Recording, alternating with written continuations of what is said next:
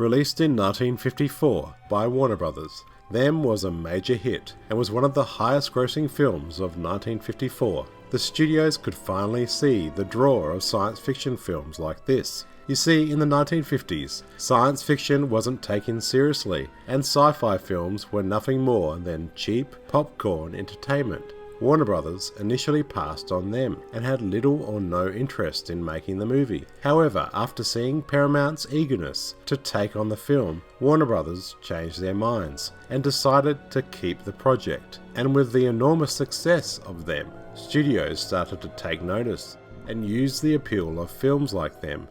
The baffling thing is, Warner Brothers had a lot of success with the sci-fi creature feature The Beast from 20,000 Fathoms the previous year, and the film was one of the studio's biggest hits of 1953, so I can't understand their apprehension to take the film on. Them is a cautionary tale, expressing that if we contaminate nature through science and atomic methods, it could come back and destroy us. Them is about common ants in New Mexico, who after atomic testing mutate into giant man-eating ants that threaten our civilization. Them was produced by David Weisbart. Weisbart began working for Warner Brothers as a film editor in 1942. He would become a producer at Warner Brothers in 1952 and was one of the youngest producers under contract at the studio during the 1950s. Them was originally based on the original story treatment by George Irving Yates and was developed into a screenplay by screenwriters Ted Sherderman and Russell Hughes. The film was originally going to be shot in 3D, but they decided to drop the 3D format. Some of the elements of the 3D effects were kept in the film, including the extreme close-ups of the ants and flamethrowers shooting straight into the camera. Warner Brothers originally wanted to film them in colour, but decided to film them in black and white. To make the opening titles more dramatic, the titles were printed in vivid red and blue against a black and white background. The effect was spliced into each release print, but unfortunately, the opening colour title was cut out of the cinema release. Interesting to note that some of the 1985 VHS tapes and laserdiscs and later DVD releases of them have kept the black and white with two colour title effect in the film. For Them, Warner Brothers chose well-respected director Gordon Douglas to direct. He was known for his work at a number of studios throughout the golden age of Hollywood. Them would be one of the first nuclear monster movies of the 50s, influencing 100 other films to follow. The studio would cast James Whitmore as the lead character, Sergeant Ben Peterson, alongside Edmund Gwenn, actress Joan Weldon, and James Arnez, who played the FBI agent Robert Graham. After John Wayne saw Arnez in Them, he recommended that Arnez play the role of Marshal Matt Dillon in the TV series Gunsmoke, a role that Arnez went on to play for 20 years. Whitmore and Arnez had previously co-starred together as soldiers in the war film Battleground in 1949.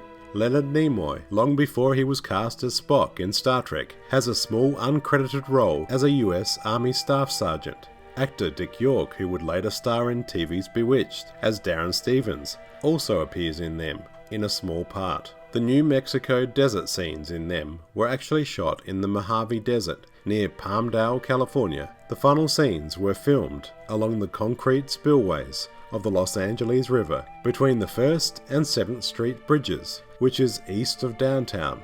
This location was discovered after a producer at Warner Brothers saw the film noir He Walked by Night in 1948. He convinced a Warner Brothers executive to use the storm-drained tunnels of the LA spillways for the climatic finale in Them. Segments of the Los Angeles spillways have been seen in countless movies over the years, including Grease, Transformers, and Drive, to name a few. During the filming of Them, James Whitmore actually wore lifts in his shoes to compensate for his short stature. For the finale of the film, real World War II flamethrowers were used, and were actually standard World War II weapons, on loan by the US Army. The actors using the weapons were actually World War II veterans. There were only 3 ants constructed and used for the film. The giant ants were actually painted a purple-green colour and were constructed and operated by unseen technicians. The unique sound that the giant ants make as they approach their prey is actually a recording of bird voice tree frogs from the southeast of the US. The recording was reused in many other films in the years that followed. In 1998, then actress Joan Weldon would reveal that the scenes in the desert were shot in 110-degree temperatures. Weldon and Gwen were actually wearing wool clothing, so imagine how hot they were.